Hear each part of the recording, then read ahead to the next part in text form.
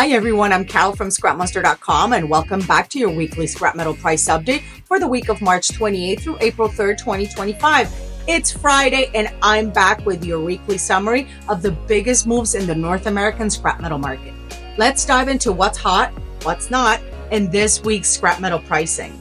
This is Scrap Monster News, your trusted source for scrap prices, metal trends, and market movements you can count on. Let's start with copper. Copper saw a notable dip this week, sliding by 5.76%. Number one, copper bare bright dropped 5.65%. Number one, copper wiring tubing now sits at $4.58 per pound. And number two, copper wiring tubing slipped 28 cents per pound from $4.96 down to $4.68. Definitely a correction this week for copper across the board. Brass scrap eased down by 2.9% overall. Red brass fell from $2.84 to $2.76 per pound. Yellow brass softened as well, closing at $2.61 per pound, 8.75% dip. No dramatic drops, but definitely something to watch. Aluminum scrap pulled off by 2.5%. EC aluminum wire slid to $1.11 per pound. 6063 extrusions dropped by 2.17%.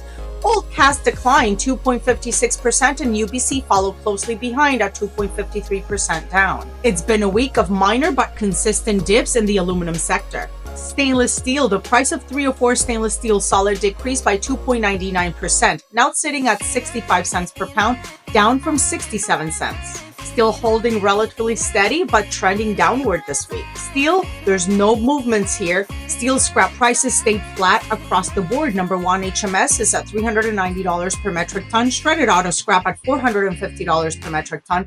HMS 8020, $315 per metric ton. Number one, busheling is unchanged. Steel remains consistent with no changes reported. Lead scrap held steady this week. Scrap auto batteries remained unchanged at 22 cents per pound. It's quiet in the lead sector for now. Zinc saw a modest drop of 2.8% overall. New zinc die cast closed at 76 cents per pound. Old zinc die cast fell more sharply at 64 cents per pound, down 3.03% from last week.